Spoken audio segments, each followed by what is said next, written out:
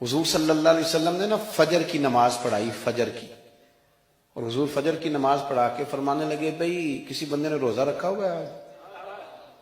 حضرت عمر کہتے ہیں رات کو میرا ارادہ تھا رکھوں، پر سویرے پھر میں نے گرا دیا، نہیں رکھا۔ حضور نے دوسری دفعہ پوچھا بھئی کسی نے روزہ رکھا ہے؟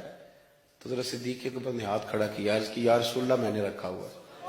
آپ حکم نہ دیتے تو نہ بتاتا، پر روزہ رکھنا بھی آپ نے توجہ دلائی ہے تو حکم بھی آپ کا بتاؤ تو بتا دیا۔ حضرت عمر کہتے ہیں حضور نے فجر کی نماز پڑھائی، فجر کی۔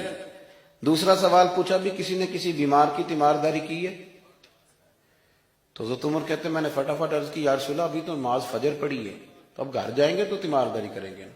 تو حضور نے فرمایا عمر تو ذرا ٹھہر جانا، جلدی نہ کر، ٹھہر نہ، ذرا رک تو صحیح۔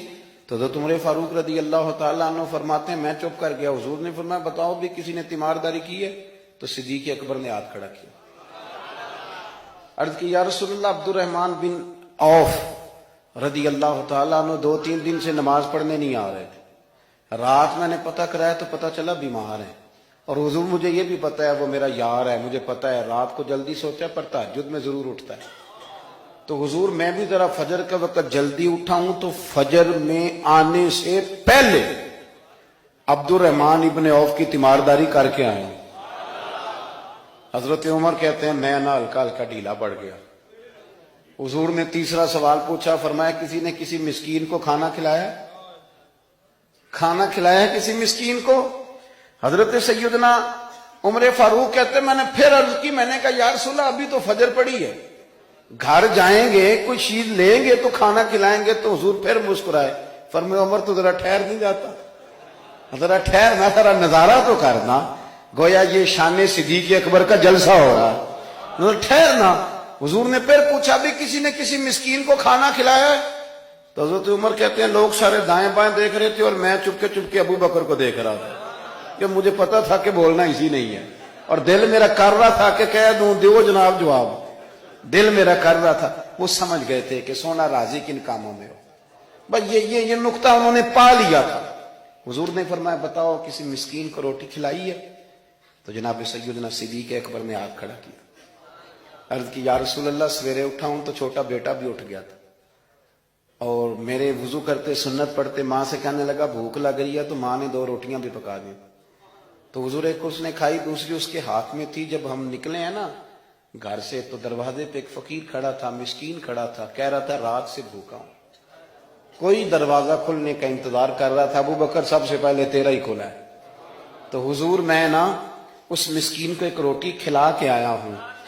حضرت عمر فاروق کہتے ہیں میں نے گردن جھکا لی، اور میرے رسول کریم نے فرمایا اے اللہ میرے ابو بکر پہ رحم فرما، اللہ میرے ابو بکر۔ وہ سمجھ گئے تھے، مزاج شناست سمجھ آ گئی تھی کہ حضور کن باتوں میں، اور نا اپنے اوپر وہ سارا کچھ طاری کر لیا تھا انہوں نے، طاری، ان کی ادائیں بالکل ڈھل گئی تھی نبی پاک کی اداؤں۔ 3 دن وہ غار ثور میں رہے تو ہمارے صوفیاء فرماتے ہیں کہ ان پر تجلیاں بھی پڑی محبوب کی معرفت کی۔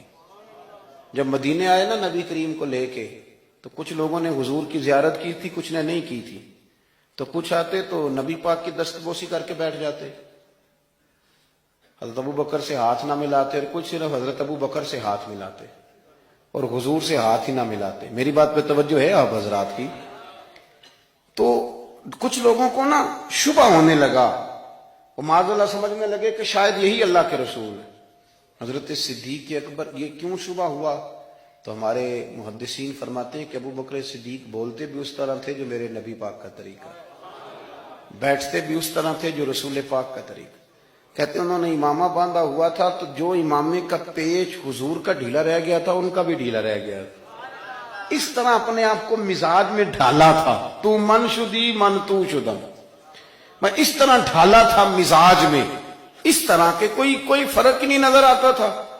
وہ کہتے ہیں جب حضرت ابو بکر صدیق نے دیکھا نا کہ لوگوں کو تو شک ہو رہا ہے، کوئی میرے ساتھ ہاتھ ملا کے بیٹھ جاتے، تو حضرت صدیق اکبر نے کہا کوئی ایسا کام کرنا چاہیے کہ پتہ چلے آقا کون ہے غلام کون ہے۔